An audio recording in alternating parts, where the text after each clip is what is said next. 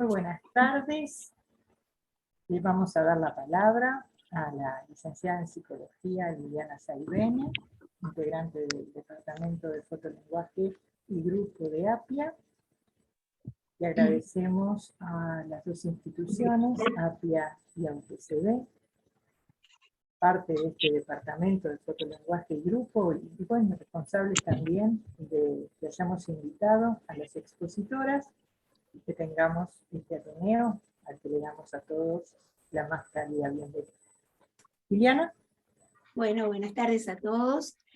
Les damos la bienvenida y vamos a tratar de trabajar juntos. No somos solo espectadores, sino actores en esto. Es un Ateneo, como dijo Sonia, que organizan dos instituciones, AUPCB y APIA, que se hermanan por intereses en común con la comunidad toda. Y las expositoras son la licenciada en Fonoaudiología, Juana Canosa Bonjour, que es ex profesora adjunta responsable del área de lenguaje de la licenciatura de Fonoaudiología, ex integrante de la Policlínica de Neuropsicología de la Cátedra de Neurología de la Facultad de Medicina, ex integrante del equipo de la Clínica Prego, encargada de Fonoaudiología, docente de APIA y del Instituto Ágora. Y es, sobre todas las cosas, nuestra gran amiga Juanita, que te doy la palabra. Pero empieza Claudia, ¿no? Empezaba Claudia. Ay, perdón, bueno, entonces te presento a ti. No pasa nada, ya quedé presentada.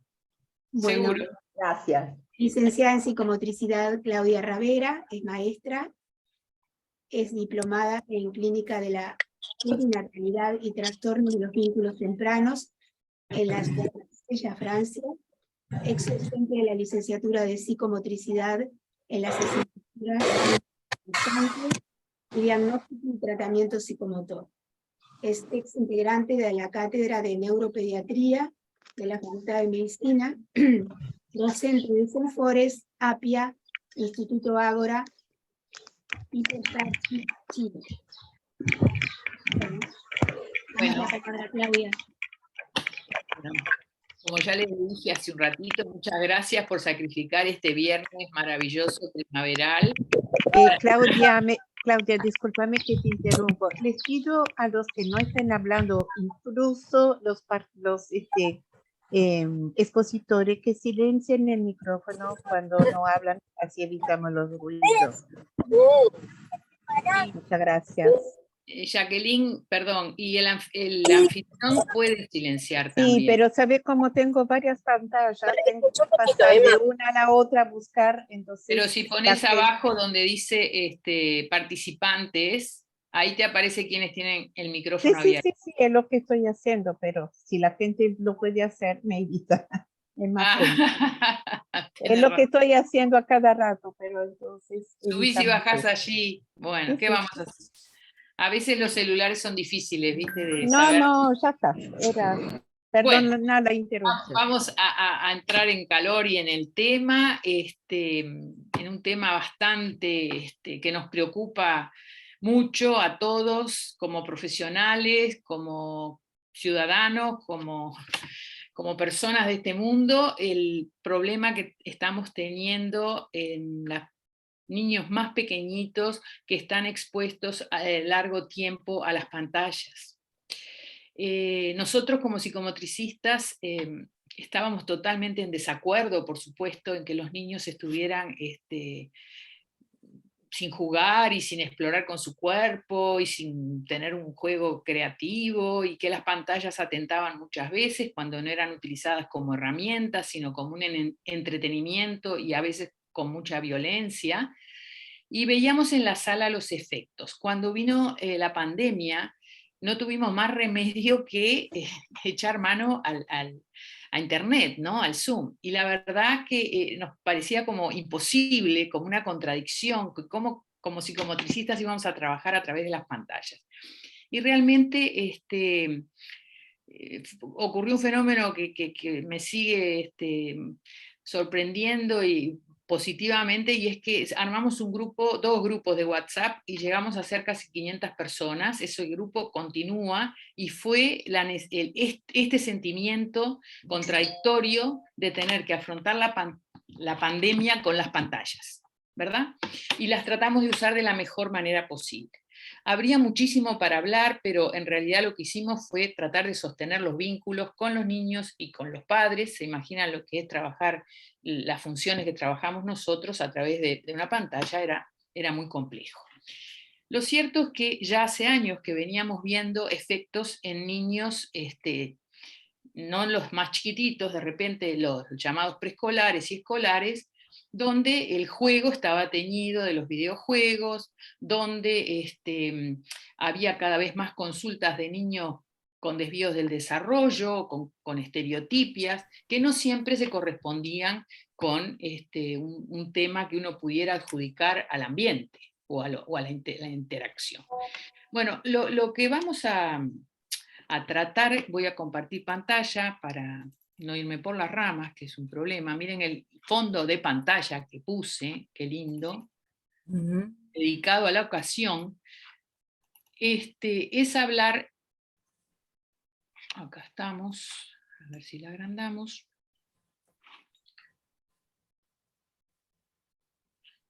De cómo es que influyen, o cómo hipotetizamos acerca de la influencia en etapas muy tempranas en el desarrollo de nuestros niños y niñas de la pantalla, como veníamos diciendo.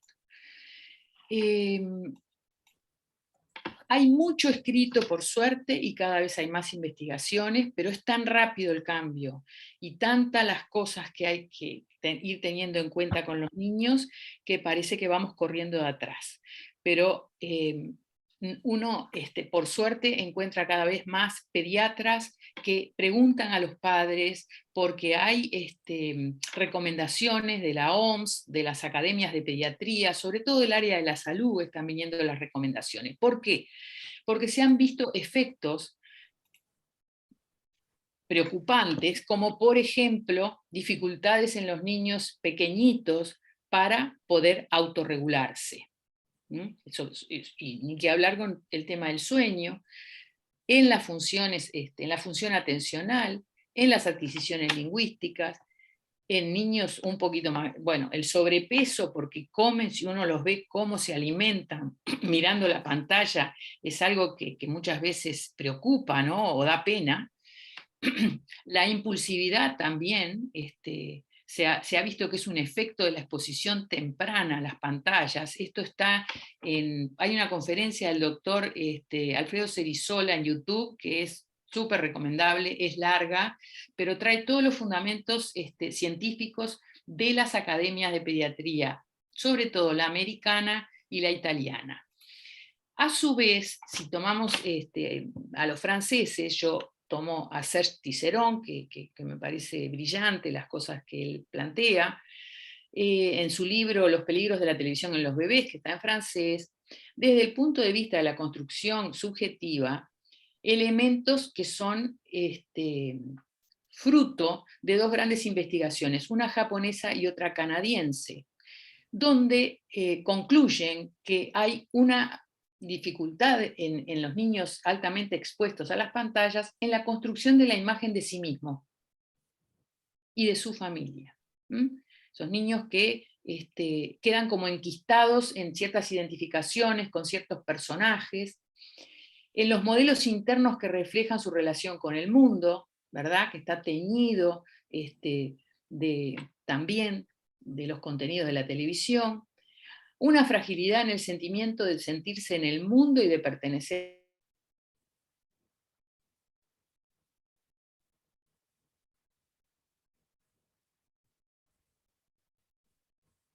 Se empieza a preocupar de que en la consulta pediátrica observa que los niños que miran mucha televisión dibujan la figura, les hace dibujar la figura humana, y ve que el dibujo de figura humana es mucho más pobre en aquellos niños que miran televisión. Y esto fue por los años 50, ¿no? O sea que ahora se nos suma esto que es mucho más que la televisión.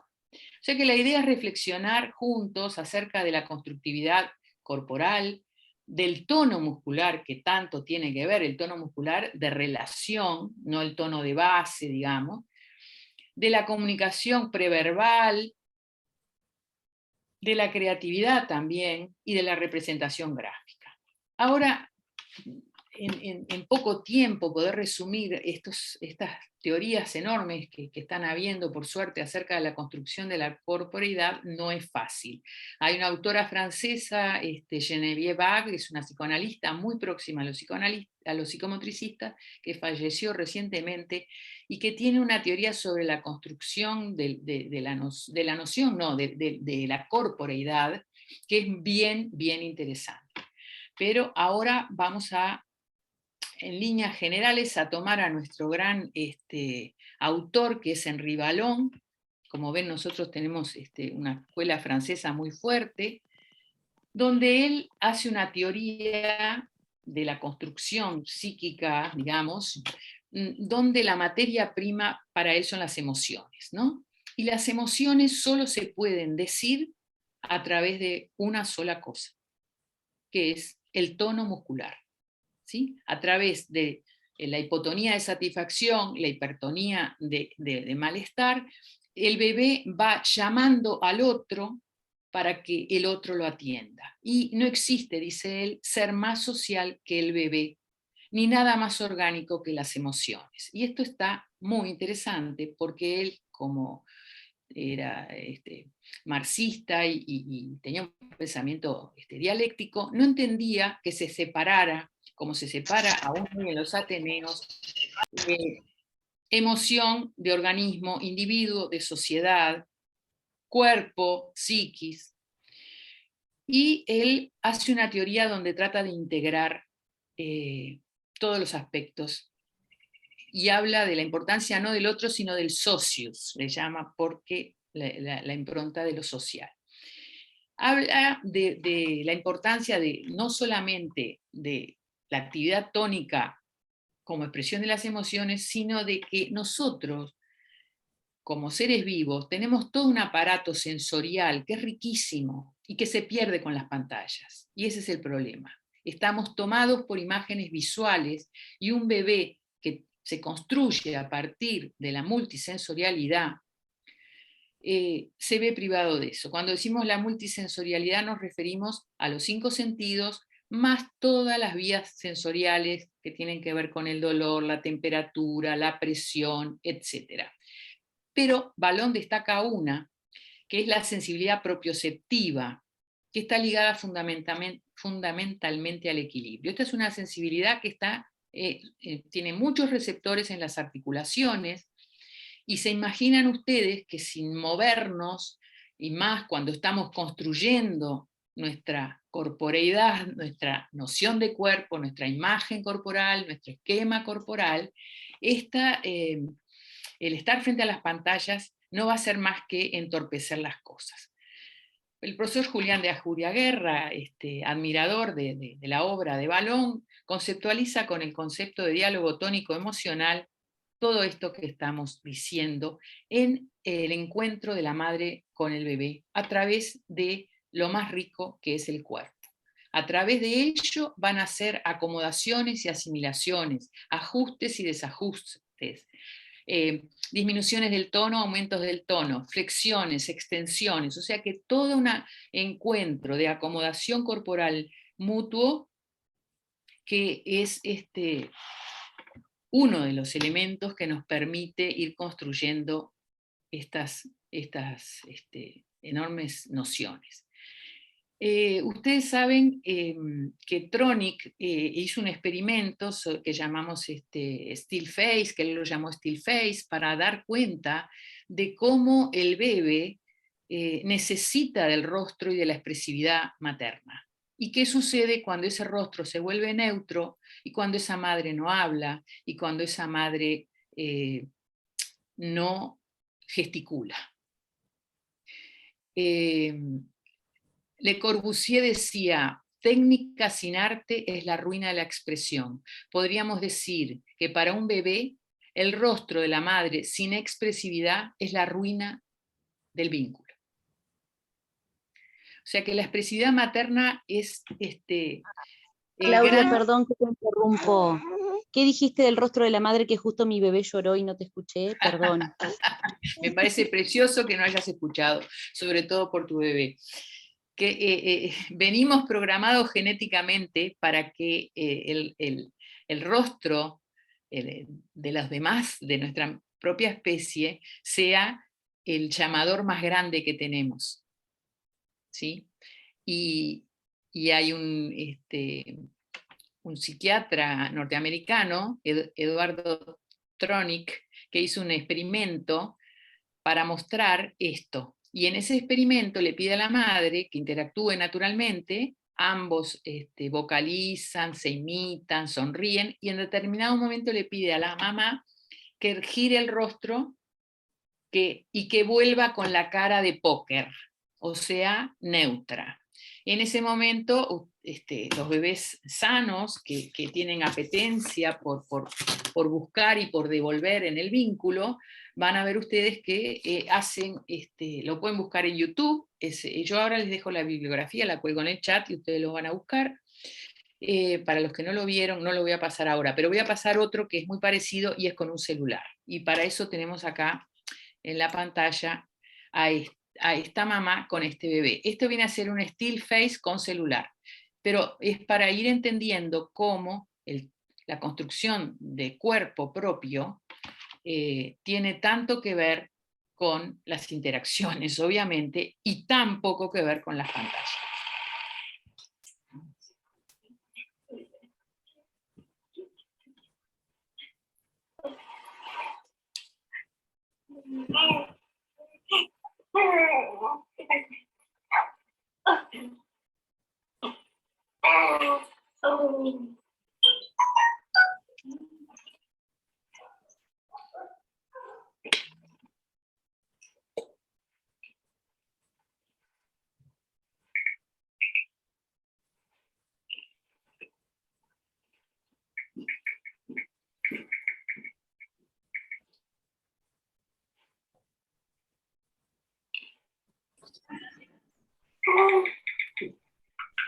Observen al bebé porque ahora vamos a hablar de esto.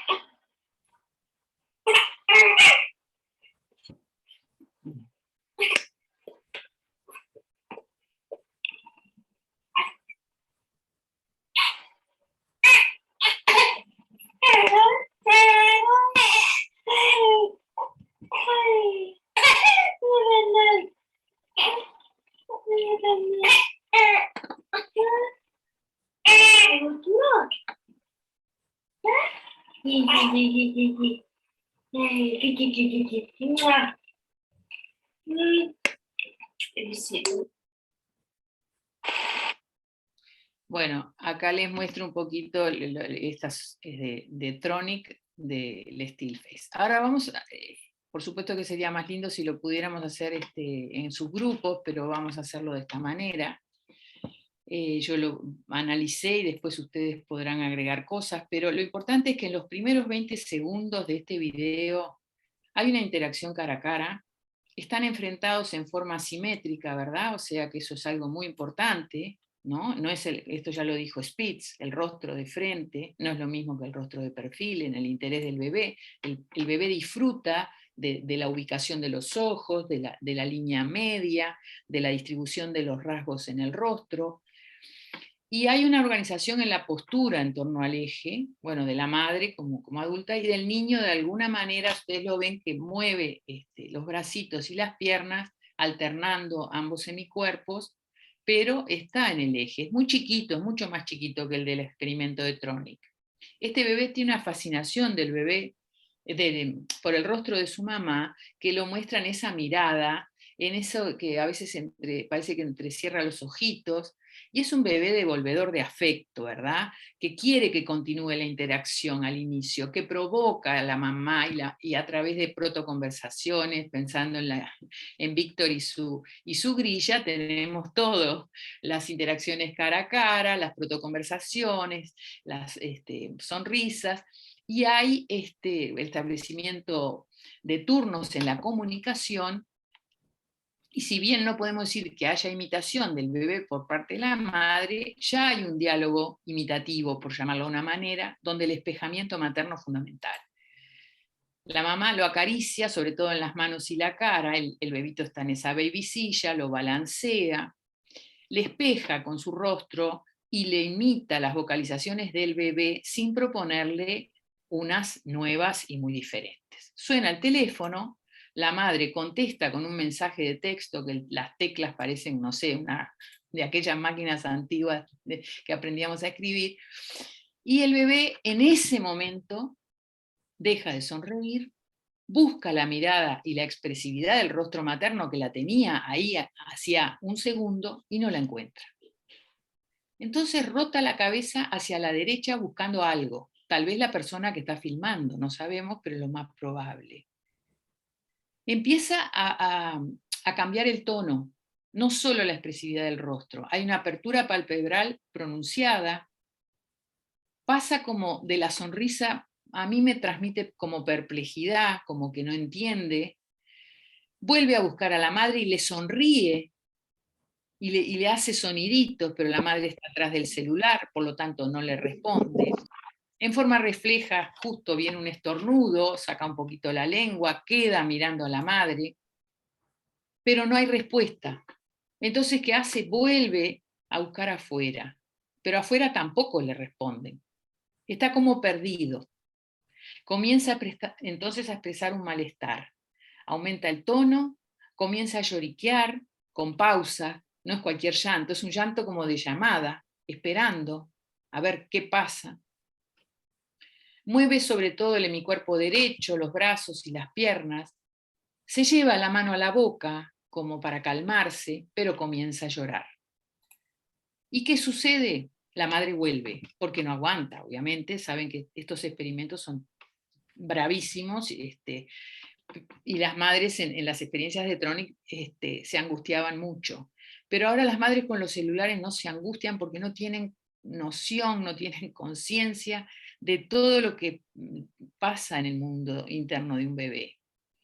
Por lo menos muchas mamás, que hasta los amamantan con el celular en la mano.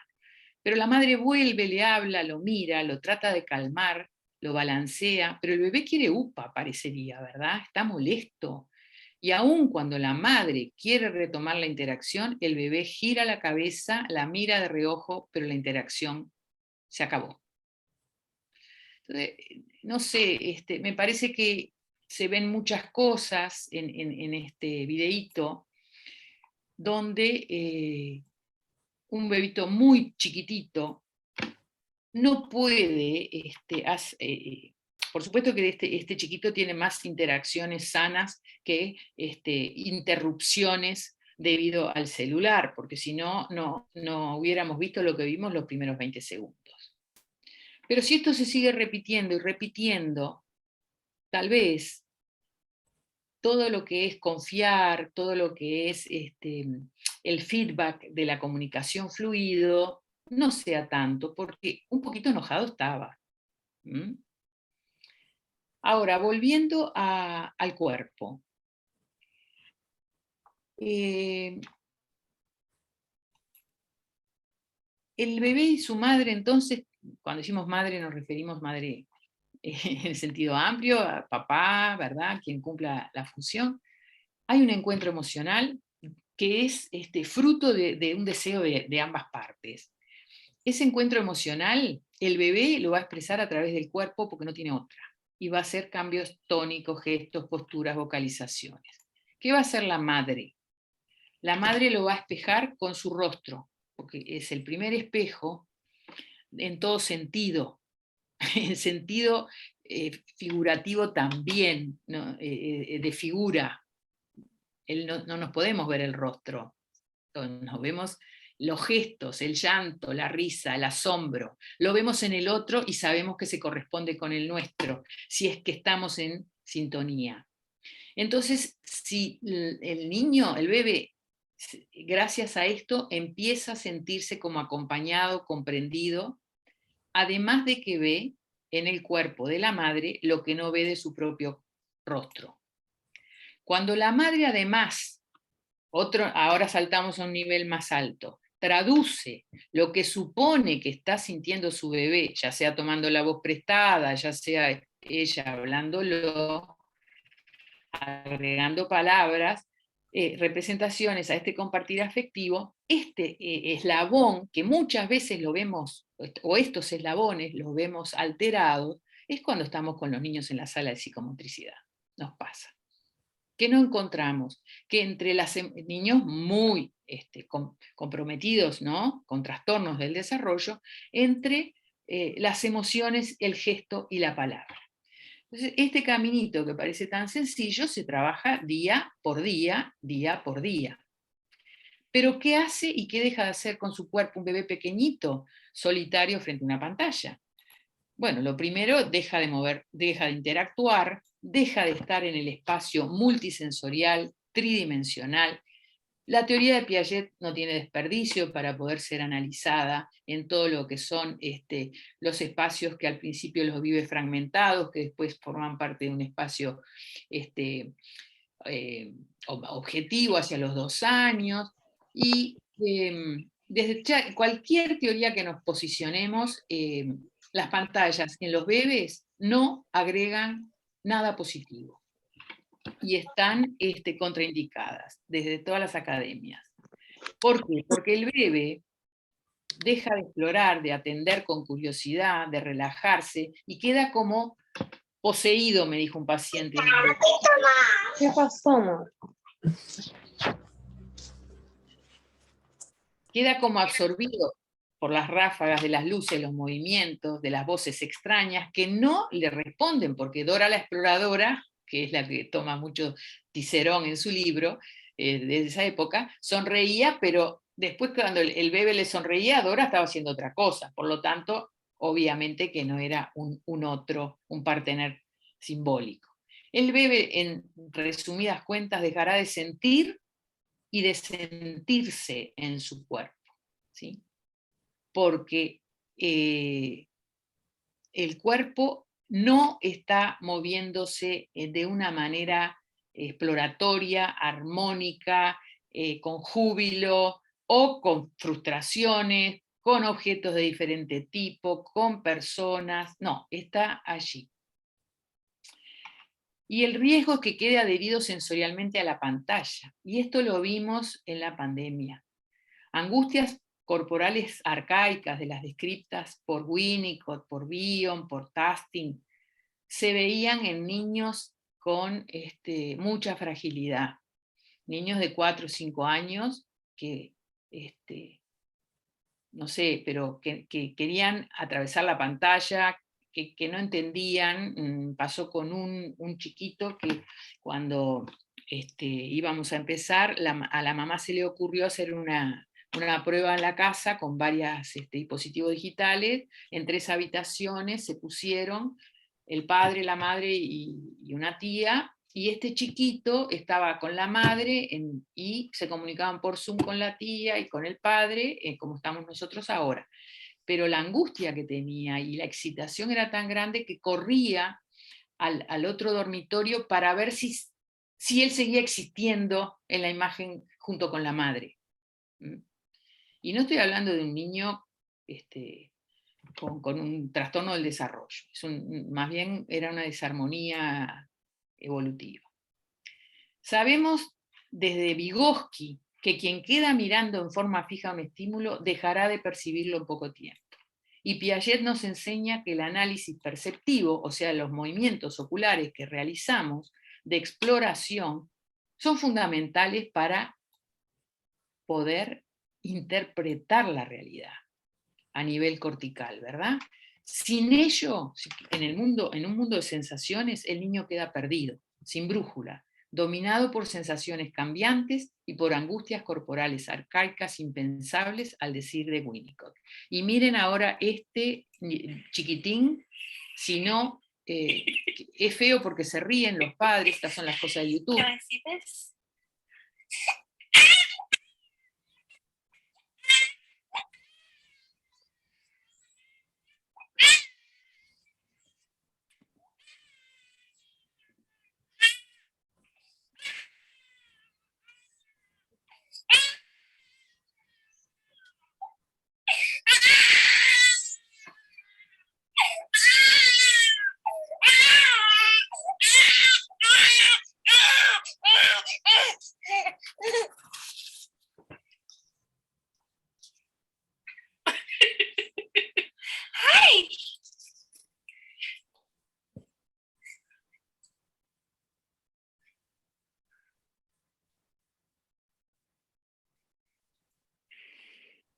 Bueno, realmente es espantoso, ¿no? Transmite mucha angustia y el niño estaba angustiado cuando deja de tener ese objeto que es como que lo absorbe, ¿verdad? Esto está muy estudiado, el tema de las luces, de las manchas, etc. Bueno, esto es otra cosa, vamos a pasar, estoy yendo para, a ver, esperen. No, esta es una nena en la pandemia, una nena de 2 añitos recién cumplidos, que tenía clase, era lo que hacían las maestras, y la madre trataba de este lado, de hacer junto con ella, imitar.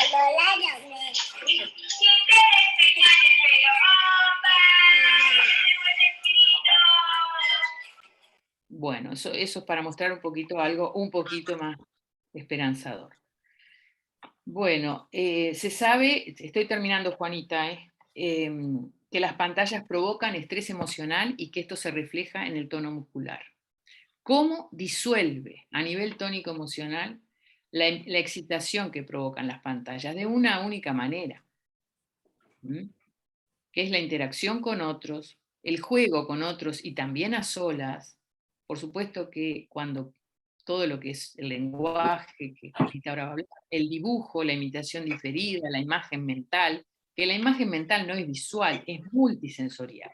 Y esto es una cosa que estamos en un siglo de una predominancia de la imagen visual. Entonces, tenemos que tratar de ir compensando, contrarrestando desde nuestro lugar de la salud, de la educación, estos elementos.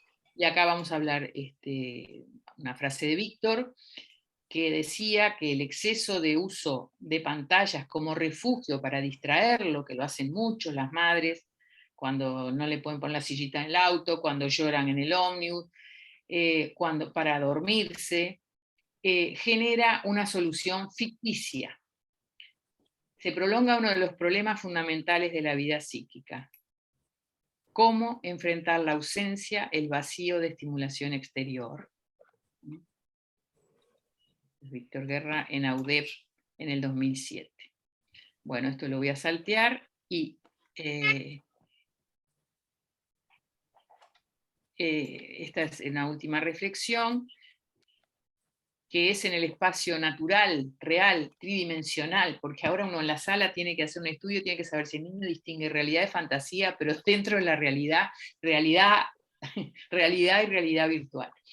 En un vínculo y un diálogo con otros, donde viviremos experiencias multisensoriales en un tiempo que se irá cargando de significados compartidos. Esto es, sin lugar a dudas, clave para poder integrar en nuestras vidas el uso de las nuevas tecnologías, porque, como dice Marcelo Viñar, somos productos y productores de la época, que no solo nos alberga, sino que también nos configura. Bueno, y acá está la bibliografía, hay un libro de Daniel Calmes, Fugas, El fin del cuerpo en los comienzos del milenio, que es precioso.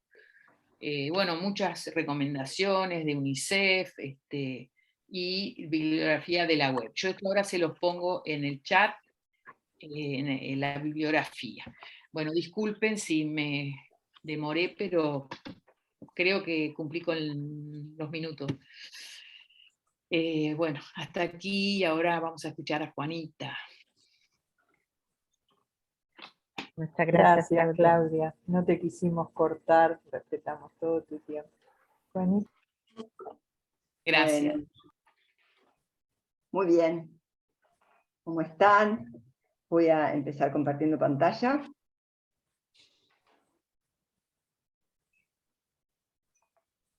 Bueno, me dejó muy impresionada el video, aunque ya lo conocía, el video ese terrible, el bebé que mostró Claudia. Esperen que no puedo, a ver, ¿qué pasa? Que no puedo poner nada. ¿Acá? No puedo ponerla como presentación, no sé qué pasa.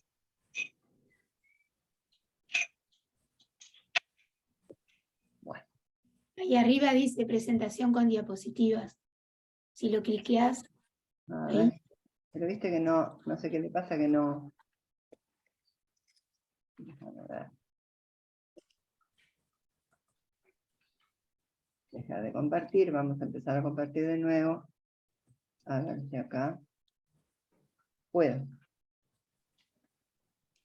Ahí va. Bueno, muy bien.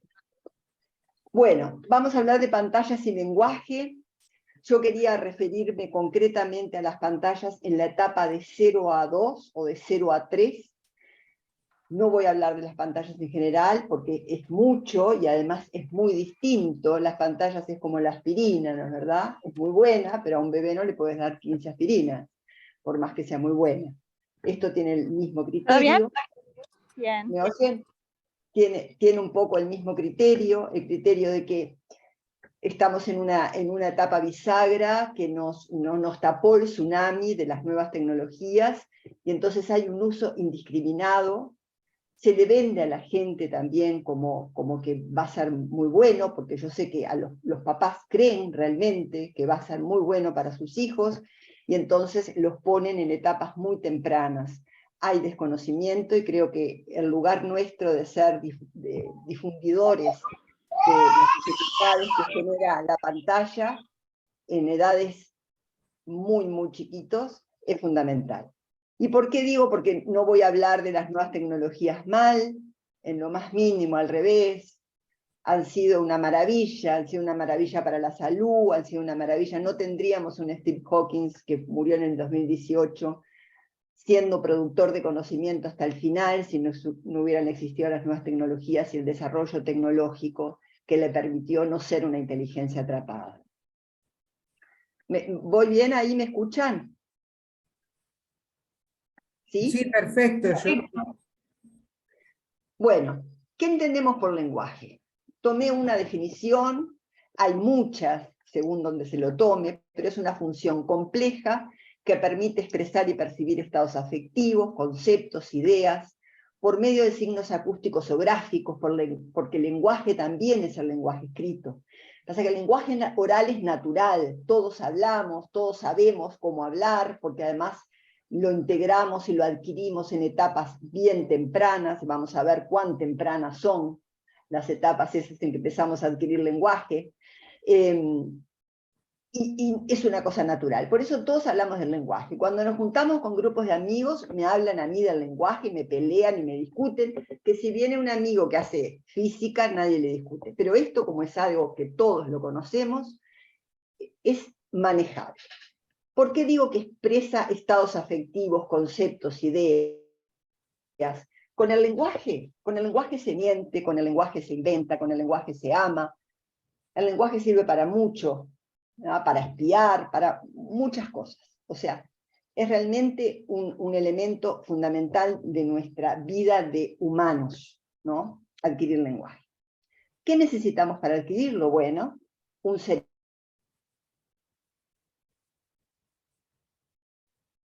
¿no es cierto? Porque necesitamos una corteza motora, necesitamos un área de Broca, que es la que organiza las palabras y hasta frases pequeñas, un área de Wernicke, que es la que hace comprender el lenguaje, pero también una corteza visual, ¿no? Todo eso lo necesitamos para que haya lenguaje. Ahora, solo con esto, con un cerebro indemne, ¿podemos adquirir lenguaje solamente con esto? Y sabemos que no. Sabemos que existe la sinaptogénesis, que es el momento realmente donde se hacen sinapsis, muchísimas, que tiene que ver que se empiezan en etapas de vida intrauterina, ¿no es verdad? Y se continúan en la vida intrauterina, que son fundamentales el medio ambiente, tanto para la sinaptogénesis como para la poda neuronal. La poda neuronal se podan las conexiones menos transitadas, entonces tenemos que ver que, bueno, que si hay cosas que no las transitamos en la vida del bebé, se van a podar con más facilidad que otras, ¿no? Hay una poda en la niñez, hay una poda en la adolescencia. Bueno, y leyendo a Karmilov y a Smith, habla que es un largo viaje la adquisición del lenguaje y que empieza en la vida intrauterina. Eso cada vez lo podemos ver más, y gracias a las tecnologías, lo que se pensaba, se sabía, se suponía y había hipótesis, hoy se comprueba con las neurociencias. Continúa a través de la infancia, la adolescencia, incluso hasta el momento de nuestra muerte, porque el nivel lexical se sigue realmente fortaleciendo y se sigue agrandando a través de la lectura, con nuevas palabras que vamos aprendiendo hasta el final de nuestras vidas. O sea que el trayecto de la adquisición del lenguaje es largo, pero hay etapas muy fundamentales, y de 0 a 3 es una etapa muy fundamental para la adquisición del lenguaje. Bueno, si voy muy rápido me dicen, porque tiendo a acelerar. Nos llegan a la consulta chiquitos de 2 años y el planteo de por qué lo traen es porque no tienen lenguaje, porque no hablan. Pensamos que son chiquitos, ¿no es verdad? ¿No es verdad? Pero vamos a ver realmente si son tan chiquitos para una consulta a los 2 años. Cuando vemos al niño, no responde al llamado ni a su nombre, no privilegia la voz de la madre, no tiene señalamiento ni protodeclarativo ni protoimperativo, no da señales de comprender el lenguaje articulado. Muchas veces te dicen, no, pero yo agarro la campera y él viene a la puerta porque sabe que va a salir. Eso no es comprensión del lenguaje, eso es comprensión de la situación, pero no del lenguaje. Estos niños, la mayoría, estuvieron expuestos a pantallas en etapas muy tempranas y en soledad. Y hago énfasis con el tema de en soledad. Porque como ya vimos, el lenguaje se adquiere con un otro que interpreta el mundo que nos rodea. Y vamos a ver por qué es una alerta muy grande que no responda de forma privilegiada a la voz de la madre. Que sea lo mismo la voz de la madre que las voces de otras personas. No es un criterio feminista que me lleva a decir tiene que privilegiar la voz de la madre. Podía hacerlo, pero no lo es, ¿no? Esta alerta de que no privilegia la voz de la madre tiene que ser una alerta muy anterior a los 2 años. En una experiencia que se hizo en el 2014, donde se le daba a las mamás en el último mes y medio, en las últimas 6 semanas de vida, se les daba para recitar o leer, ¿no es verdad? Leer, pero de forma siempre igual, un texto. 2 veces por día, durante las últimas 6 semanas. A las 55 horas de nacido el bebé, se le ponía, en base al método de habituación, que es el método que más se utiliza en la investigación con bebés, que es el chupeteo de la tetina, ¿no? Y además con unos audífonos, la mamá le volvía a leer la lectura que le había hecho en estas últimas 6 semanas y otra lectura cualquiera. El bebé reaccionaba frente al texto conocido. ¿Y por qué reacciona frente al texto conocido? El bebé entiende lo que dice la mamá, no, evidentemente no lo entiende. ¿Qué pasa con la voz de la madre en ese útero materno? A partir del 7º mes de vida, el desarrollo del oído es completo, y la voz de la madre, que no se transmite solo por vía aérea, sino que también se transmite a través de los músculos y los huesos, y todo su organismo, la presión sonora se debilita solo en 8 decibeles, mientras que la presión sonora de cualquiera que le hable fuera, ¿no?, del útero materno, que sea por fuera, se debilita en 20 decibeles. Entonces acá entendemos por qué además tiene esa importancia el reconocimiento de la voz de la madre, ¿no?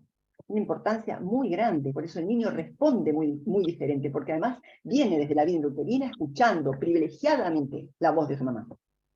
¿Qué reconoce ese bebé cuando le leen ese texto?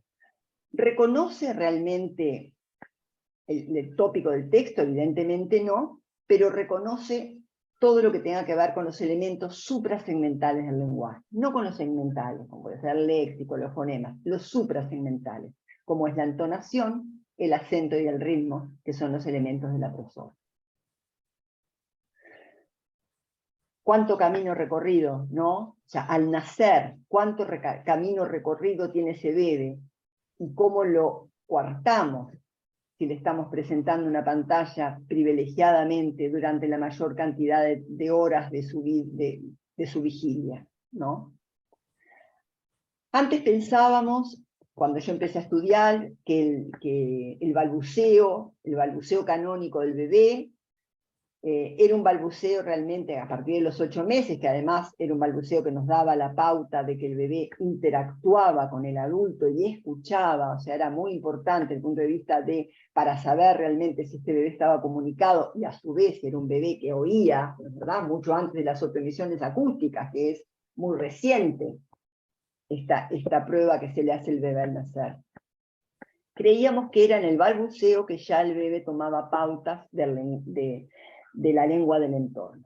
Y hoy sabemos, a través de investigaciones, que los bebés ya lloran con pautas vinculadas a la lengua del entorno. ¿Ah? O sea, es una investigación con bebés franceses y bebés alemanes, y ya el bebé francés lloraba en forma ascendente, con pautas de ascendencia, y el bebé alemán con pautas descendentes. O sea, que está captando desde la vida intrauterina muchos elementos del habla del entorno, de lo que tiene que ver con la prosodia y lo que tiene que ver con el mundo que lo rodea. ¿Qué hacemos con la pantalla? Lo coartamos. Bueno, otra de las cosas importantes que quiero hablarles hoy es de la atención conjunta. Ustedes dirán, bueno, la atención, el niño atiende la pantalla, pero eso no es la atención conjunta. Es la atención conjunta de interacciones triádicas, un triángulo referencial entre una persona que pide la atención, el objeto a mirar y el bebé, ¿no? La atención conjunta, como ustedes saben, está presente en el bebé, pero después se va desarrollando, inclusive con el lenguaje, porque es en base a algunos referencias articuladas que el bebé gira la cabeza, ¿no es verdad? Mira, cuando le decís mira al bebé, mira esto, mira el osito, mira el muñequito, ¿no? La atención conjunta la solicita el adulto cuando el bebé es muy chiquito, y luego en una segunda etapa la va a solicitar el propio niño, en una etapa más avanzada. Pero la atención conjunta, ya en 2012 nos hablaba Peterson y Posner, que se desarrolla conjuntamente con las funciones ejecutivas. ¿Y por qué es tan importante? Las funciones ejecutivas son aquellas que nos ayudan a la autorregulación, a organizar los procesos cognitivos básicos, a la atención, a la información sensorial, para lograr un objetivo orientado, resolver problemas y regular el comportamiento. Entonces, no está desarrollando atención conjunta, y por ende yo siento que tampoco está desarrollando funciones ejecutivas cuando un niño está frente a la pantalla. No hay una clara convicción cuál de los señalamientos, si el protodeclarativo o el protoimperativo, es previo. Todavía los estudios no marcan una clara definición en cuanto a esto. Pero el señalamiento, más allá que el niño estire el bracito y puede estirarlo, también es una conducta aprendida. Y también se aprende de ver al adulto que señala, que muestra, que ofrece, ¿no es verdad? Entonces, cuando un niño viene a la consulta de 2 años, que no tiene señalamiento protoimperativo, y que tampoco tiene señalamiento protodeclarativo, que me importa muchísimo, porque es el señalamiento que no pide un objeto, que no intenta alcanzar algo, sino que quiere manifestar que tiene algo en su mente para compartir, yo les diría que la consulta a los 2 años es una consulta absolutamente tardía.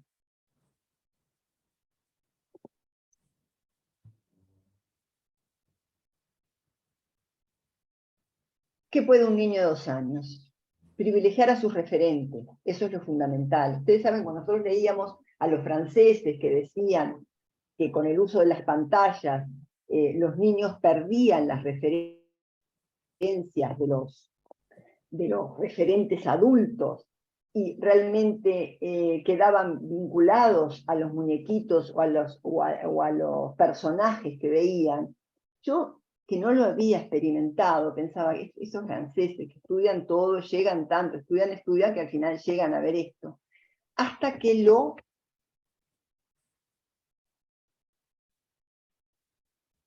ya ese niño tenía o no tenía algo en su neurodesarrollo. Evidentemente, el uso de la pantalla lo que hizo fue provocar una grieta peor. Porque ese nene, cuando se hizo el apagón tecnológico, lo que llamamos nosotros apagón tecnológico, sacar todo lo que tenga que ver con pantallas, con televisión, se hizo el apagón tecnológico, un niño que no respondía cuando los padres venían, que no había nada que tuviera movimiento hacia los padres como referentes importantes de su vida, empezó a tenerlo. Empezó a buscar a la madre cuando sentía que ponía la llave en la puerta. O sea que la pantalla también hace que las referencias sean otras y no lo que importa, no los padres, no las personas cercanas. Un niño de 2 años atiende a lo que se le muestre, mantiene la atención y guía la atención, que esas son 2 etapas bien diferentes y que las vemos en los niños con dificultades del desarrollo, que de pronto pueden guiar la atención, o sea, atender a lo que uno los dirige, ¿no es verdad? Le llama la atención conjunta, pero nunca son iniciadores de atención conjunta. Son 2 etapas bien diferentes. Un niño de 2 años reconoce y se señala las partes del cuerpo del padre o de la madre, de él, del padre o de la madre. Pero para señalarte las partes del cuerpo, alguien te las tuvo que mostrar, alguien que te tuvo que decir cómo se llamaban, ¿no? A veces en la consulta me ha pasado, se señala la parte del cuerpo, no, de pronto un niñito rico, y yo digo, qué raro, pero tú le decís, esto es tu nariz, esto es mi nariz. Ah, no, entonces no va a señalarse la parte del cuerpo, porque eso pasa dentro de la comprensión de su esquema corporal, pero pasa porque hay un adulto que realmente se lo está mostrando. Bueno, un niño de 2 años cumple órdenes de varios ítems, largas, órdenes largas. Andá a agarrar la campera que está arriba de la silla y llevásela a papá, que está en tu cuarto, ¿no es verdad? Este niño no cumplía órdenes. Ya al año el niño cumple órdenes, capaz que no tan largas, pero cumple órdenes. Produce onomatopeyas, no lo hace, pero la onomatopeya también tiene que ver con lo que hablaba Claudia del cara a cara, de hacerle el sonido, de que te vea, de la función de su cerebro viendo cómo lo haces, el movimiento de la boca, ¿verdad? Y alrededor en los 2 años tiene más o menos unas 50 palabras. ¿Y qué pasa entre los 2 años y los 3 años? ¿Por qué es una etapa tan fructífera entre los 2 años y los 3 años? ¿Y por qué el planteamiento de que no haya pantallas hasta los 3 años? Porque en el desarrollo del lenguaje, entre los 2 años y los 3 años, empieza la semantaxis, que hay niños que la tienen desarrollada de antes, y hay niños que no. No me preocupa que no, en la medida que todo lo anterior que estuvimos hablando esté presente, ¿no es verdad? Si no, sí me preocupa. Pero de pronto ves un niño de 2 años, 2 años y medio, que recién junta 2 palabras, y va a ser el desarrollo del lenguaje igual bien. que otro que habla todo, pero tiene que tener todos los pasos anteriores realmente hechos. ¿Qué pasa con la pantalla?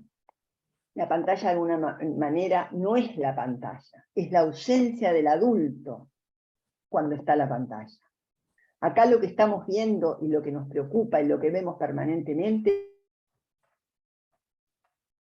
en los niños chiquitos, y no importa la clase social, porque esto realmente atraviesa todas las clases sociales, así como la pantalla ha atravesado las edades, porque estamos los veteranos tan vinculados al celular como están los jóvenes, ¿no es verdad?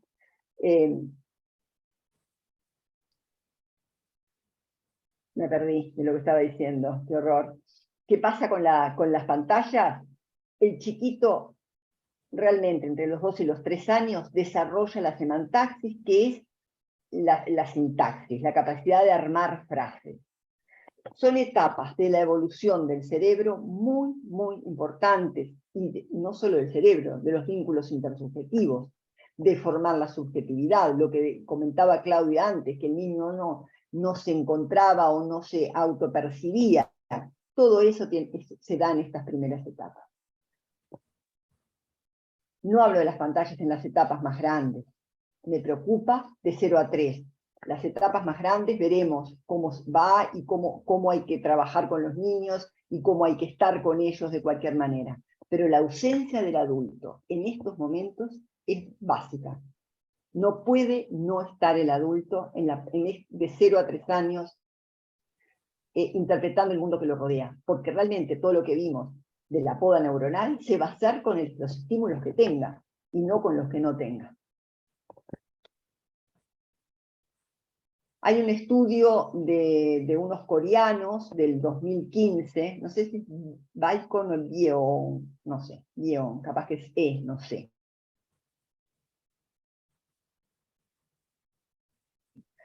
Que los niños de 2 años del celular, fíjense que hablan de la TV, el celular ha sido peor porque el celular lo llevas, y uno ve en los restaurantes que de pronto sientan al chiquito y le dan el celular para que coma con el celular, ¿no es verdad? El celular atraviesa los espacios y los momentos.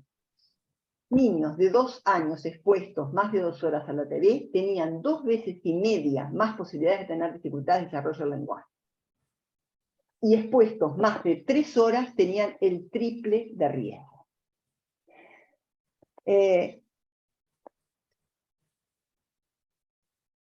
Estamos realmente en un momento bisagra muy complicado, y de nuestra participación en alertar a los padres que están obnubilados, como los adultos también lo estamos, como los veteranos también lo estamos, por las maravillas que nos ofrece la pantalla, no está dejando ver que realmente puede ser muy nociva en las etapas iniciales. Bueno, ¿qué producen las pantallas en etapas tempranas, de 0 a 2, de 0 a 3 y en soledad? Rompe el vínculo, el continuo entre la vida uterina y la vida extrauterina.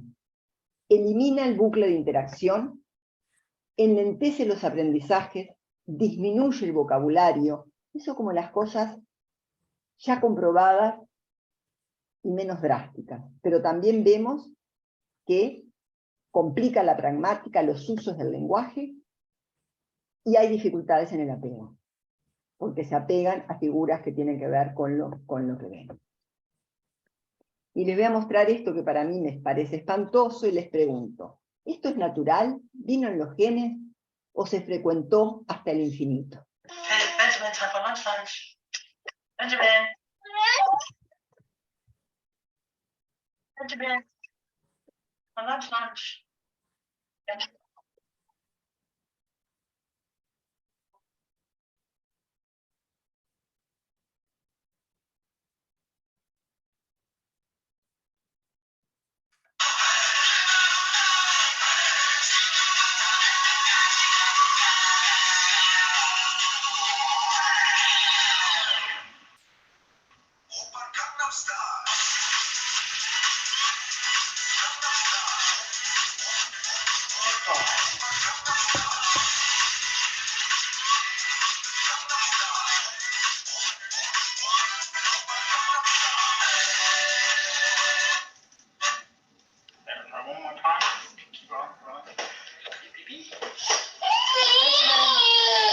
minutes lunchtime. Bueno, lo paro porque sigue así y realmente es muy agotador y muy triste. Bueno, por ahí mi intervención, no sé si quieren hacer preguntas.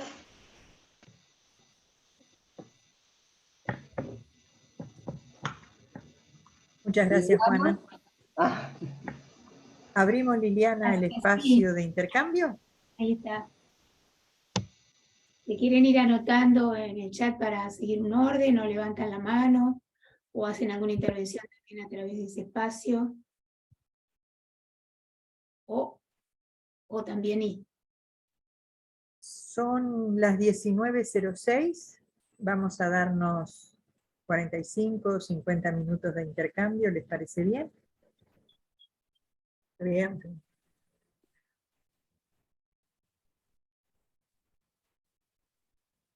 Silvia Rodríguez dice, gracias a ambas, interesante y preocupante.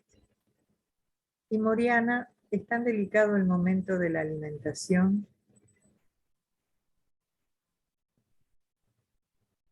sí.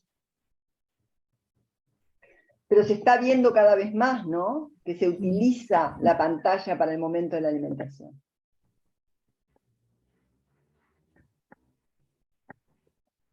El vínculo que el niño genera con el alimento es primordial, dice Moriana. Quizás ustedes, Juana, Claudia, puedan contarnos un poco por qué esta relación con el momento de la alimentación. Yo me quedé mucho pensando en el tema de la carencia, de la falta. Bueno, no sé, yo voy a decir algunas cosas pero no tengo muy buena memoria, pero he leído algo referido a que el niño que come de esta manera, como el que mostró Juanita, la asimilación del alimento, el metabolismo, funciona de manera diferente que cuando está alimentándose con deseo y junto con un otro, y con algo, con apetencia, ¿no? Eso me parece, por un lado. Lo otro es que la alimentación se transforma en algo secundario. Cuando miran la televisión, le pueden dar de comer cualquier cosa, que lo comen igual, porque lo único que les importa es la continuidad de las imágenes, como en este chiquito se veía, es como una adicción ya a la continuidad de la imagen, en la que él se autosostenía y se sostenía. Y eso es lo peor, y Víctor lo pone, ¿no? Cuando dice el problema de el vacío, ¿no? De no estar en estimulación permanente, que en definitiva tiene que ver con cómo uno en la ausencia es cuando realmente elabora. Y la alimentación es un modelo que lo han tomado muchísimos autores, por ejemplo Piaget, para hablar de asimilación y acomodación. O sea, no es solamente acomodar y meter para adentro, sino hacer pausas y asimilar. Y es un intercambio, como decía Juanita, el bucle de interacción con el alimento, no como algo, digamos, sin sentido, que entra y que no se sabe lo que entra, y que el niño está como tomado por las imágenes, es algo que se ve mucho. Y nosotros, en las recomendaciones que me gustaría juntarlas, las que trae Cerizola de distintas academias, una de las cosas que recomienda la OMS y UNICEF es que nosotros, como agentes de salud, o como les querramos llamar, sobre todo los pediatras, que son los principales, empiecen a través de preguntas delicadas, sutiles, a sensibilizar a los padres. Entonces, por ejemplo, ¿tienen más de un televisor en casa? ¿Dónde está ubicado? ¿No? Esto Víctor le llamaba la arquitectura pulsional de la casa, la arquitectura. ¿Dónde está ubicado el televisor?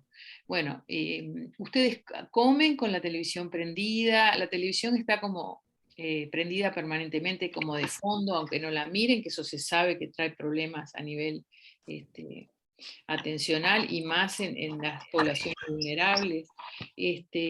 Preguntas súper interesantes, muy, muy sintéticas, muy bien hechas, están en esa conferencia de Cerizola, que no son de él, son de la OMS.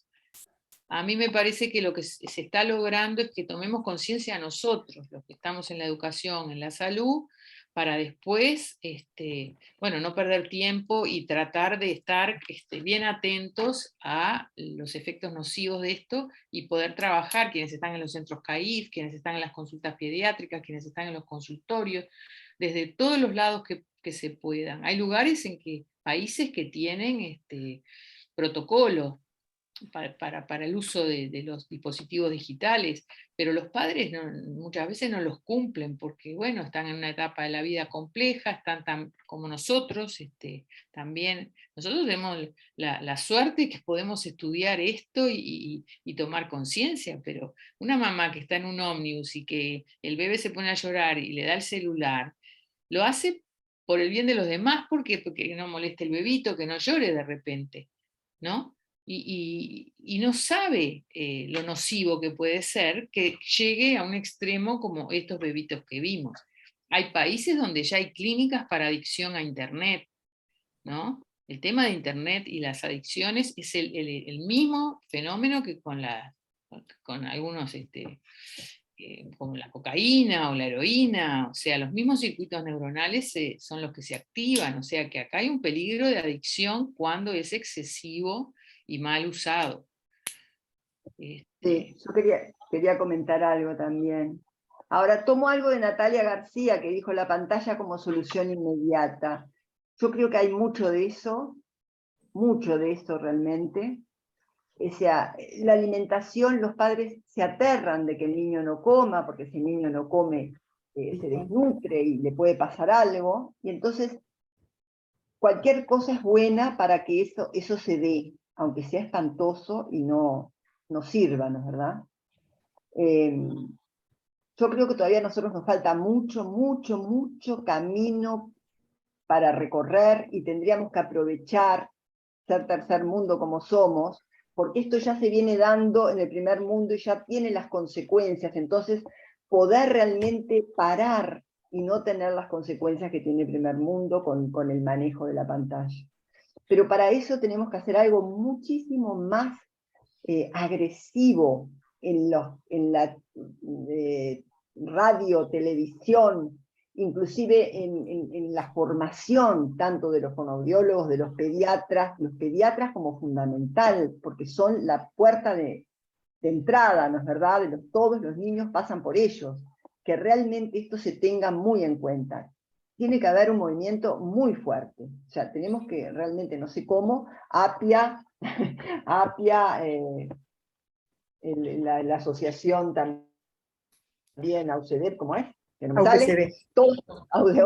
Todos juntos realmente trabajar, porque se nos viene un tsunami con este tema. Jacqueline, después iba a hablar algo de comentar yo. Te escuchamos, Jacqueline. Gracias, Sonia. Pensando en eso último que acaba de decir Juana, ¿qué podemos hacer y el lugar tan importante de los pediatras? Porque me parece que lo que vimos mucho, ¿no? Y es lógico, son como esas observaciones que hacemos y que cuando el niño demuestra trastorno debido al exceso de pantalla. Entonces, pensando en qué podemos hacer y lo que decía Juan, ¿no? De la importancia del lugar de los pediatras. Y me vino ahí una imagen, me ubiqué en las mutualistas, en las salas de espera, ¿no?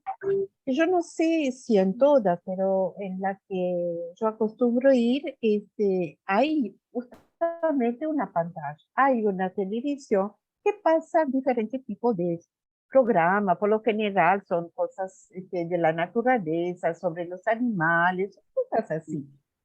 Y las madres están ahí habló de antes del nacimiento, ¿verdad? En el servicio de ginecología y muchas veces pediatría está muy cercana a eso. Entonces me vino esa fantasía, esa idea de que qué bueno sería si pudieran pasar en esas pantallas Sí. algo de eso que estamos hablando ahora, ¿no? Algunos reportajes, algunas de ustedes hablando, poder acercar este tema a las mutualistas y por supuesto al sistema de salud público, ¿no? Al Pereira Rosell, a lugares donde van esas mamás que muchas veces, como decían recién, no tienen de repente la oportunidad que tienen otras de saber eso que estamos diciendo. Pido también. Yo creo que hay varias acciones que en algunos espacios sí se están dando. Hay sitios en los cuales se prepara a las mamás para el parto, para el amamantamiento. Hay un trabajo fuerte también en los CAI. Ahora Diana nos está pidiendo la palabra. Yo les quería comentar que me quedaron 2 imágenes de las ponencias de Juana y Claudia, y una me remitió a un recuerdo de cuando trabajábamos justamente con mamás embarazadas. Había una imagen que usábamos mucho que era una mamá amamantando y al lado un ternerito mamando. En la foto del ternero mamando, la vaca miraba y el ternerito mamaba, pero nada que ver una mirada con otra, una cabeza con otra. Y la posición del amamantamiento humano es un ángulo de 30 grados que permite la mirada. Y a veces no se está pudiendo mirar al bebé o el bebé no encuentra la mirada de la mamá. Los gardarinos decían que el humano se humaniza a través de la mirada, que aterriza a este mundo a través de la mirada de la madre. Y después pensaba en aquello de muchas infancias que hubo una mesa alrededor de la cual sentarse. Y en una mesa hay miradas que se encuentran mientras las personas se alimentan. Y cómo estamos viendo otras formas de alimentarnos, quizás no en una mesa, quizás no en un entorno de... Me gustó mucho esto del vínculo y esto del otro, del socio. Si no hay una mirada de otro a lo largo de este tiempo, y si uno pone un televisor o pone una pantalla o pone una compu, es como que todos estuvieran sentados enfrente, pero no mirándose entre sí. Entonces, esto que planteaban ustedes, ¿no? De la vuelta al encuentro, a mirarse, esto que decía también Jacqueline, de animarnos otra vez a poner sobre la mesa una cantidad de cosas que antes parecían muy comunes y ahora en algunos ámbitos pueden estarse perdiendo. Me decía una educadora de un preescolar que le está enseñando muchos hábitos a los niños, que los chiquitos llegan con muchas dificultades para alimentarse, pero para tener aquello de la servilleta, el platito, para no me extendí demasiado quizás, y dice Natalia Padilla, mis estudiantes me cuentan que nunca comen juntos, comen mirando la tele o solos, muchos de ellos todos separados. Y Liliana Saibene, nos pedías la palabra.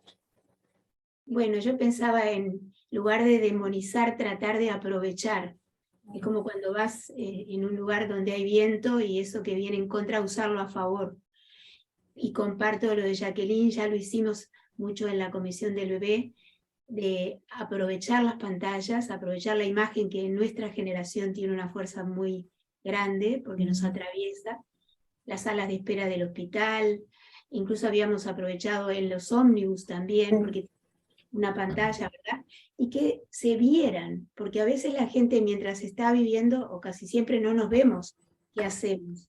En otra instancia como que podemos vernos desde otro lugar, ese que le embutía al nenito con ese ritmo terrible, ¿verdad? Que después lo asimila el niño, porque no es ese solo momento, después eso repica en sus formas de alimentarse y en lo que va transmitiendo generacionalmente también ese niño, que a su vez aprendió esa forma de comer, ¿no? O sea que creo que es tarea de todos y cada uno replicar y hacer que esto siga saliendo de este ámbito y de estas células y hacer como hacen las abejas, polinizar en otro lado, ¿no? Por algo Juana. nos llaman también apia. Sí, Juan. tal cual. Sí, yo quería decir que de las pautas de crianza que tengamos, van a ser los niños que generemos y la sociedad que tengamos. Porque eso ya está estudiado desde la década del 50 del siglo pasado, que las pautas de crianza forman sociedades distintas según cómo se crían a los bebés. O sea, y eso me parece que es muy fuerte, que lo tenemos que tener muy presente, y que bueno, que tenemos que movernos en ese sentido todos juntos, tratando de marcar, de decir, bueno, ¿qué nenes queremos? ¿Vamos a querer niños alejados, con poco lenguaje, o vamos a querer otra cosa? Bueno, tenemos que pensarlo, porque lo que nos pasa ahora con el tsunami de las pantallas y las nuevas tecnologías es que no nos permite pensarnos, ¿no? Y eso es todo un tema. Así que bueno. Sí, en la misma línea de Juanita, por suerte, estos autores que he estado leyendo jerarquizan que los adultos empiecen a mirarse a sí mismos en cuanto al uso de los dispositivos, o sea que de la tecnología. Es una de las preguntas que se pide que los pediatras hagan al adulto, cuidador, madre, padre, ¿no? Es interesante, es delicado, hay que tener confianza para que se genere una buena respuesta y honesta, ¿no? De parte de los padres, porque si no se pueden sentir muy culpables. Y otro tema que no tocamos es que quienes venden estos productos los venden como material didáctico, educativo, diciendo disparates enormes. Si uno ve, es impresionante, de las hamacas a batería, donde la voz de la madre se graba en un MP4, entonces el niño va a ve a la madre, pero escucha la voz que en un botón mientras se hamaca mecánicamente. Bueno, hay cantidad, el decodificador del llanto del bebé, y todos los venden como productos que van a ser educativos y que van a introducir al niño en la tecnología, por lo cual va a ser un adulto que va a estar inserto en el mundo de la informática, de la tecnología, que es un nuevo lenguaje, entendámonos, porque uno viaja y a veces no sabe qué hacer porque todo es tecnológico y hay que entender, hay que saber inglés, hay que entender bien, y usamos ensayo y error, pero es brutal, es un nuevo lenguaje, podemos quedar analfabetos de este lenguaje. Entonces, ¿cómo aprender este lenguaje nuevo, necesario, sin deshumanizarnos? Y nosotros estamos tan choqueados, creo, como los niños, o sea que los adultos también, las alteraciones del sueño de los adultos se están aumentando, la ansiedad, las medicaciones para la ansiedad, para la depresión, o sea, es un fenómeno que hay que ir viendo de qué manera ir rescatando. La pandemia, una de las cosas buenas que sucedió con la infancia fueron las placitas. En Buenos Aires, por ejemplo, que fue muy fuerte, nada que ver con lo nuestro, cuarentena obligatoria, los parques infantiles se transformaron en el lugar de respiro mayor. Y acá en Montevideo yo me asombro, cada vez descubro una placita con más juegos lindos para niños, variados, y Y es un gran elemento socializador, es un gran elemento que si bien no es de repente la naturaleza de irse para un campo, ¿no? Adentro de la ciudad, de generar espacios de convivencia de niños con niños, que no estén en las rejas, que sean los parques, que sean las plazas. Eso es riquísimo porque las madres conversan entre ellas, son ellas las madres van a escuchar mucho más y los padres a sus pares que a nosotros, ¿no? Entonces, si eso se puede difundir, como decíamos hoy, a través de una sala de espera, en forma, ¿no? De a poquito, cada cosa, y ellas y ellos, los padres, lo van pudiendo entender, porque otra de las recomendaciones es que los pediatras expliquen los efectos a nivel neurológico, o sea, que expliquen algo a los padres de lo que es el neurodesarrollo. Estos videos que compartieron, dice Mercedes Echeverría, me han servido para trabajar en la reflexión de los talleres con padres. Claro. Y se lo agradecen muchísimo y dice que las mamás se sienten muy identificadas. Cuando vos hablabas, yo me acordaba de cuando se puso de moda la leche maternizada entre comillas, que fue también una manera de que las mujeres se sintieran que su leche no servía, que la leche maternizada era para crear hombres fuertes en la época de entreguerras, ¿no? Entonces, qué importante a través de este mensaje que nos dice Mercedes de volver a empoderar a las mamás que se encuentran, que conversan, que comparten sus saberes, que pueden escuchar y no ser engañadas por estas falsas tecnologías que de alguna manera las invalidan de alguna forma también, y quizás no se estén dando cuenta de que eso pasa. Había pedido la palabra a Natalia García, si no me equivoco, Liliana. Y Sí, ¿cómo están? Bueno, escuchando y enriqueciéndonos todos, ¿no? Que eso de qué suerte tenemos de que estamos todos aquí interpelándonos en este sentido, ¿no? Y que bueno, que ni que hablar, que somos agentes y agentes de cambio y sembradores de buenas experiencias y de generar en las familias y en esas mamás, desde el lugar que nos toque, desde el rol que tengamos, ya sea en una institución o en la vida misma, ¿verdad? De poder informar, de poder promover esto otro de la mirada, del juego, de lo corporal, del encontrarnos, ¿no? De ser agentes nosotros también de cambios y tenemos no sé, la bendición, por así decirlo, de poner todos estos temas sobre la mesa, de interpelarnos nosotros mismos de las cosas que vemos y que también como adultos, yo también me cuestiono como mamá, cosas que también tengo una hija, también trabajo en centros de primera infancia, de las cosas que promovemos, de las cosas que hacemos. Y bueno, estamos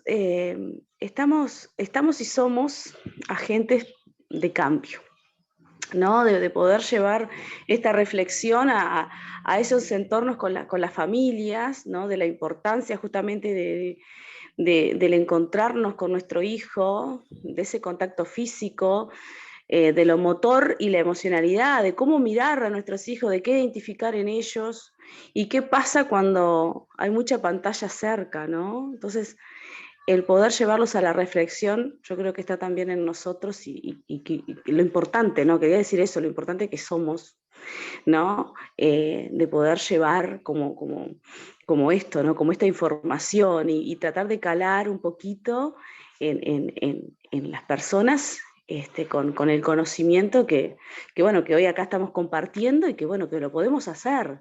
Y eso yo creo que tenemos que animarnos todos a promoverlo. Eso era lo que quería decir.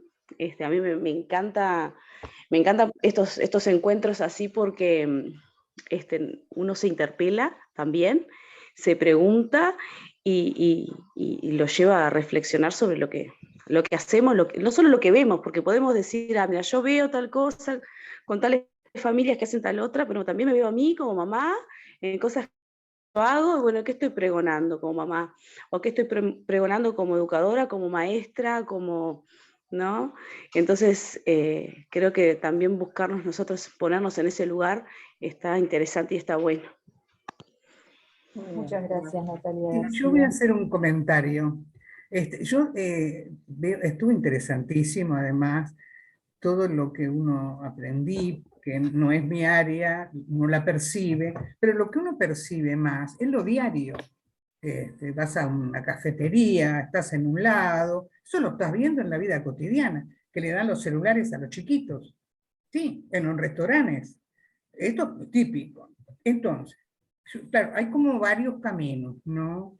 Ese camino ustedes marcan de formarnos, de interiorizarnos, de los lugares y las posibilidades del trabajo que uno lleva adelante, y que es un trabajo técnico, y también está el camino de lo psicoeducativo, de la psicohigiene, que eso creo que es el punto que arrancó Jacqueline diciendo con las pantallas. O sea, es una cosa muy seria lo que está pasando.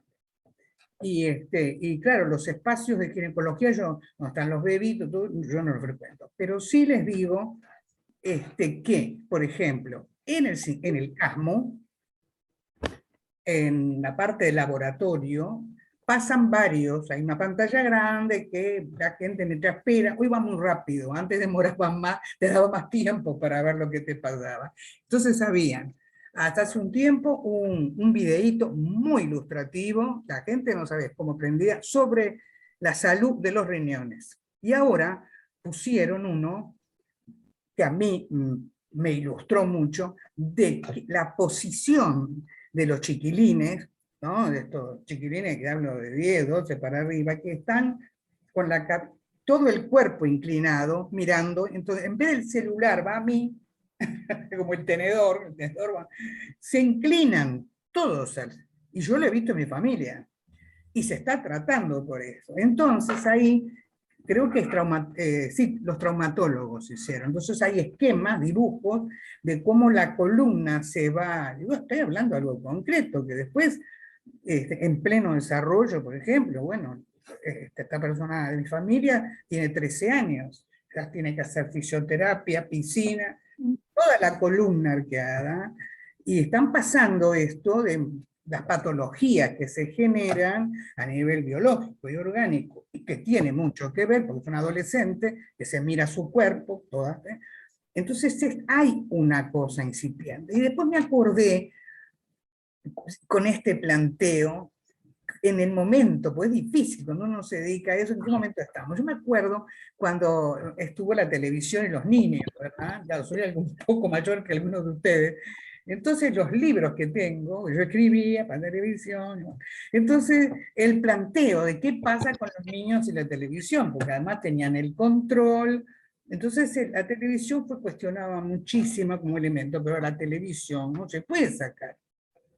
Entonces, El Camino, un psiquiatra chileno escribió un libro precioso, a los padres, dirigido a cómo es la parte educativa, ¿no? de desarrollar el espíritu crítico, que esto veo, esto es ficción, esto que ocurre, de ver con el padre, era una problemática por la irrupción de la tele, ¿no? Y ahora estamos teniendo también la irrupción de la pantalla del celular, que creo que la consumimos todos. Y creo que me parece, la otra vez hablando con una persona que sabe, porque importa, si él me dijo, no, estamos en una etapa no de novedad, porque todo el mundo tiene celular. Ahora va a venir la etapa de los problemas que trae el celular, me dijo. Porque, y nosotros estamos trayendo los últimos celulares, los últimos, poco menos que le hablas y le... Entonces, es como también una etapa bizarra. O sea, tenemos unos cuantos años de uso del celular, pero es la edad temprana y clave la que está siendo afectada, y que además a veces no se accede, porque el maternaje no es lo mismo hace 10 años, las mujeres no, la vida va cambiando. Entonces yo decía, bueno, cuando yo recuerdo lo de, en el CASMO, hay en dos salas de espera que tienen videos dirigidos a determinadas áreas. Y sería buena oportunidad Hay que darle con esto, ¿no? Como dice Juanita. Gracias, Marta. Sí, Y ya estoy, nuestras ya estoy. instituciones también, creo. No, por eso, dos que caminos, el tienen camino un académico rol y bien el importante. camino psicosocial, porque no tiene vuelta. Bueno, muy Pensar en nuestros vínculos. Liliana, Me gustaría gracias, rescatar Marta. algo del chat, algún comentario, ¿sí? Por ejemplo, el de Dale, Natalia Padilla, que dice: mis estudiantes me cuentan que nunca comen juntos, comen mirando la tele o solos, muchos de ellos todos separados. ¿No? En distintos ámbitos se da la misma cosa o algo muy parecido, ¿no? Cada uno con la mirada puesta en otro lugar, pero no con el otro. Sí. Y toda la interacción. En algunos lugares, no sé, a mí me están haciendo cosas como, por ejemplo, llegar a una reunión de amigos, ¿no? Y una canastita al lado de la puerta de entrada donde todos dejan el celular, como una especie de contrato. Pues yo creo que esto es algo enorme, que tendríamos que, no sé, saber de sociólogos, de antropólogos, todo lo que nos pudieran transmitir, porque es un tema del estilo de vida que estamos llevando, que va mucho más allá de las pantallas y los dispositivos. Pero hay algo que hacen en los centros CAIF, que para mí es maravilloso, y es el trabajo con las madres y los bebés. Tal cual. Creo Las que experiencias oportunas. no son conscientes de la riqueza que es eso, porque se genera algo del orden del encuentro humano, pero de la tribu. Y hay como rituales, ¿no? Que son hacerla merendar juntos, observar a los niños jugar, conversar sobre el desarrollo, sobre algún tema, y eso, si la persona que coordina tiene la sensibilidad para generar la pausa y el silencio. La pausa y el silencio. Lo que no tenemos es todo continuo, instantáneo. Y las 24 horas, los 365 días. Pero digo, a veces creo que hay que, yo que trabajo en Senfores y que doy clases para educadores, me doy cuenta que hay que hacerles sentir, no me gusta la palabra empoderar, pero es esa la palabra. Tienen que saber que eso que parece tan obvio y tan no sé cuánto es maravilloso lo que están haciendo. Natalia Padilla decía algo muy interesante respecto de lo que vos planteás, Claudia. Ella se posiciona como mamá y como docente. Sí. Pero sobre todo en ese orden, ¿no? En el orden de rescatar la posibilidad de la maternidad. Pero ustedes hoy más temprano recalcaron algo muy importante. No estamos hablando de mamá biológica, mamá solamente. Estas experiencias oportunas de los CAIF también traen a los papás, también permiten el acceso a los otros responsables de la crianza, porque a veces la función mamá la pueden estar cumpliendo otras personas. Y todas estas experiencias creo que están buenas porque nos colocan en ese lugar de tribu del que ustedes hablaban, de crianza compartida, de acogida, de estar para ese ser que llega, pero estar desde lo que somos y juntos. El maternaje es bien amplio, ¿no? Sí. Y no implica solo la madre. fuertemente a la academia, pero también implica fuertemente a darle nuevamente voz a mamá, a papá, a los abuelos. Creo que volver y también a maternar a los padres, ¿no? Exactamente, no dejarlos afuera. Para que no tengan que apelar a otros recursos.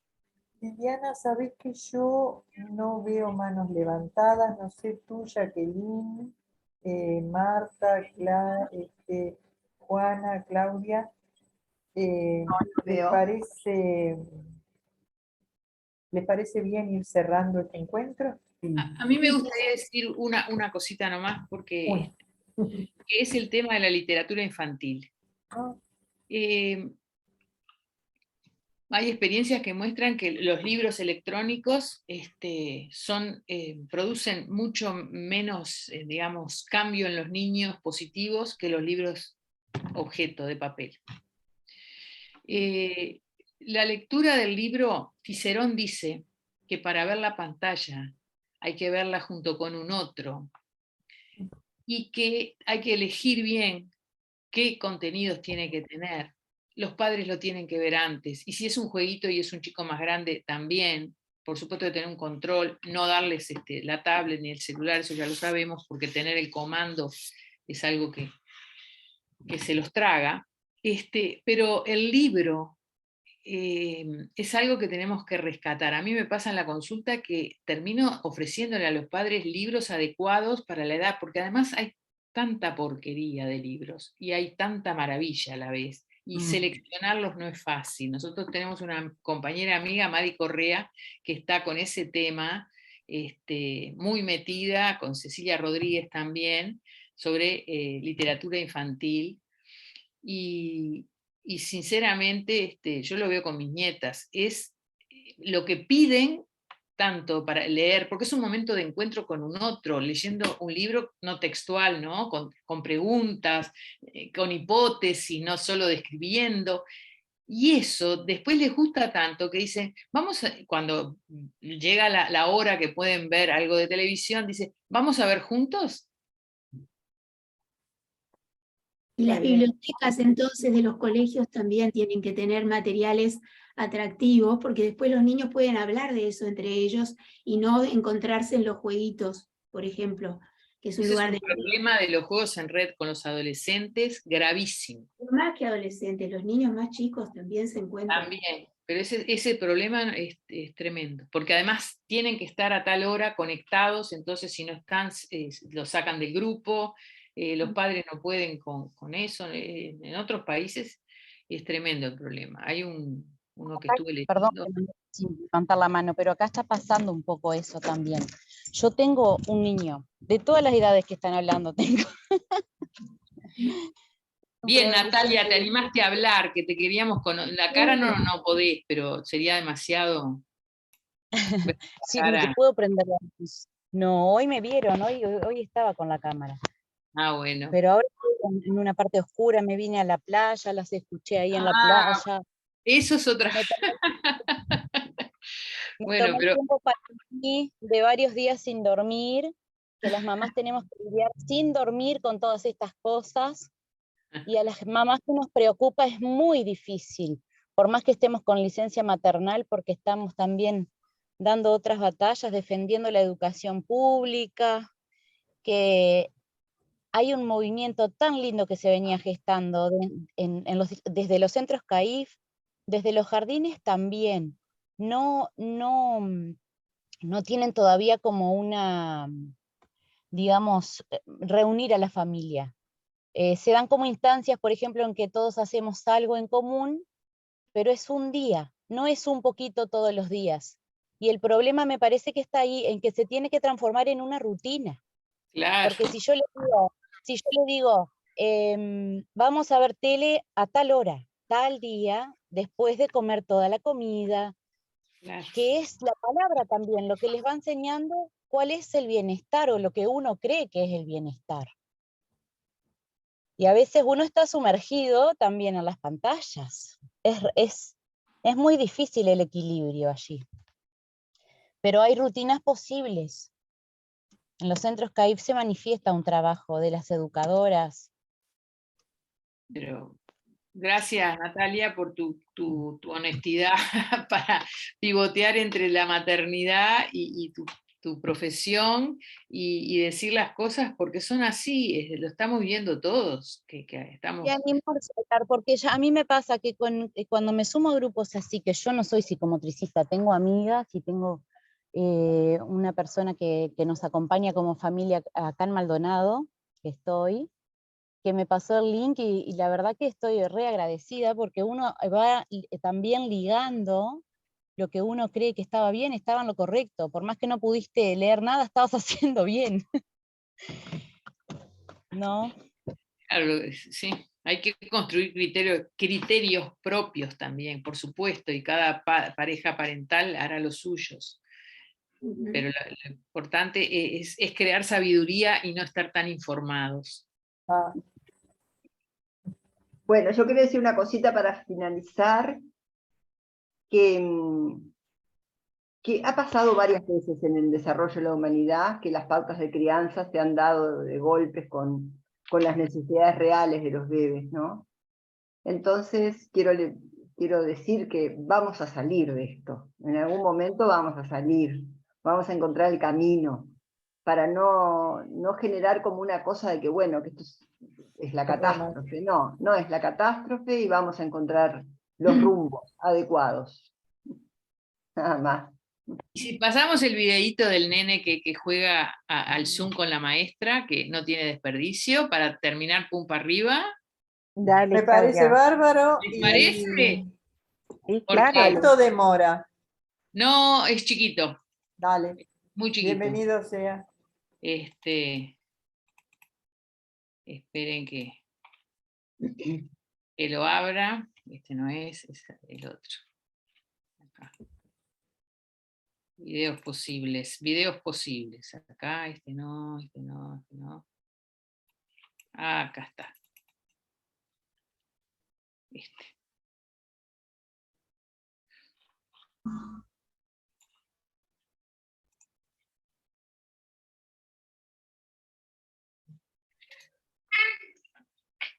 ¿Tú estás bien, maestra, o? Jesús, maestra. Hola, Jesús, maestra. ¿Pasas lindo? ¿Pasas lindo, maestra?